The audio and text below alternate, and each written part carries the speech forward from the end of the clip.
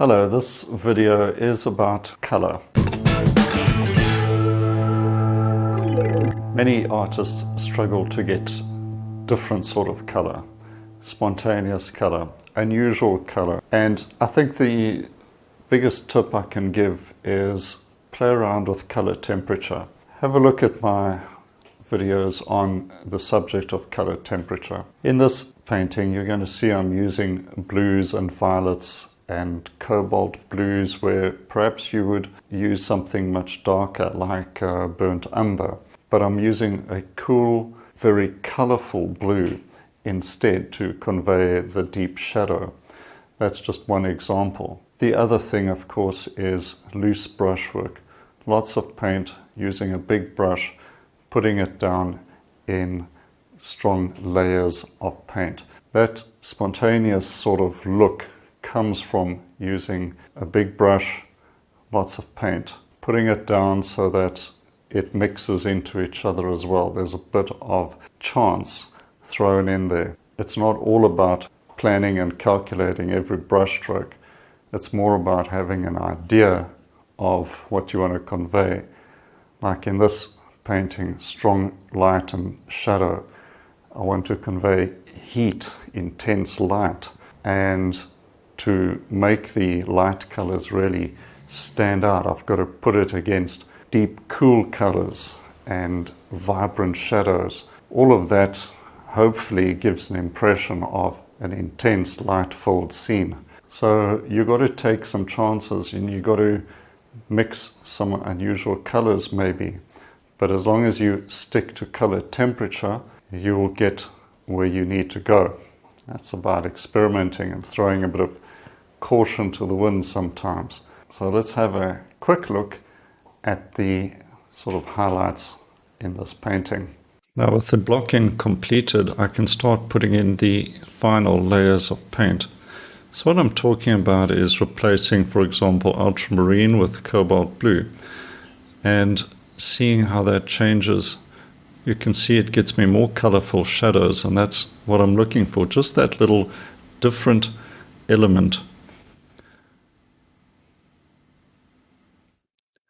Descriptive brush marks, carving out the shape with a lot of paint on the brush, makes a big difference to the texture, and just that whole surface element of the painting is more interesting.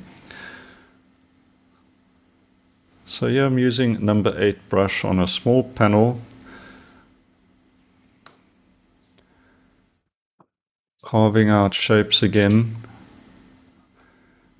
putting quite a lot of paint on the brush here and just putting down distinct brush marks, and for the most part leaving them alone. So where you know you need to put a certain color, put it down with a lot of paint, leave it alone. Work fairly quickly.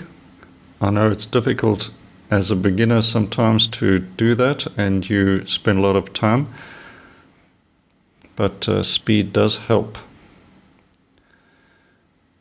On these highlights, using a lot of paint, mostly just lemon yellow, a little bit of blue perhaps, and just dragging the brush, letting it describe the shape. Put information in your shadows. You don't have to describe any details, but just different shapes, dark shapes, and just variations in that color temperature create interesting shadows.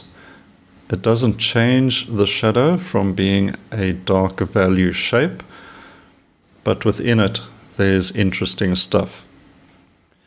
Warm and cool violet. I always find room to bring in violet into my paintings. It's very hard to go wrong doing a landscape and you use some violet, whether it's cool or warm. So these shadows, making them more interesting so they're not flat. And here with the highlight, dragging the brush along parallel to the panel, just buttering the paint on. Don't forget a few dark accents, they do help as well.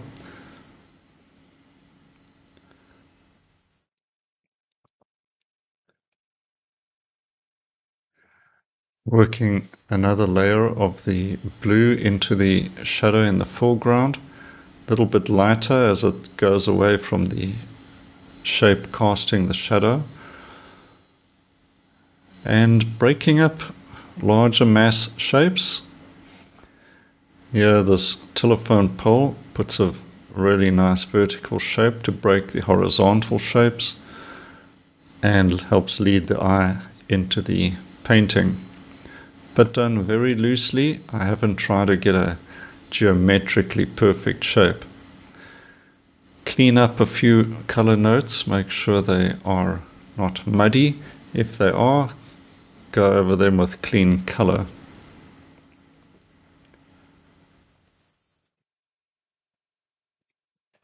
A few dabs of light, some clean color notes behind the tree there.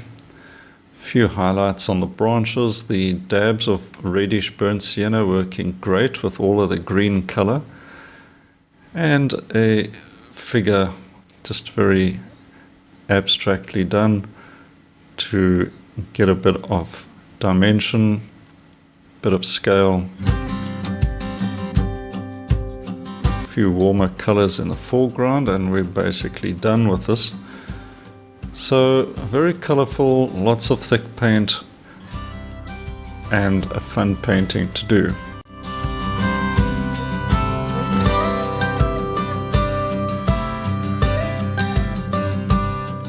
Well, I hope that's given you some inspiration to try something new and play around with your color a bit more. These sort of different colors don't come by accident.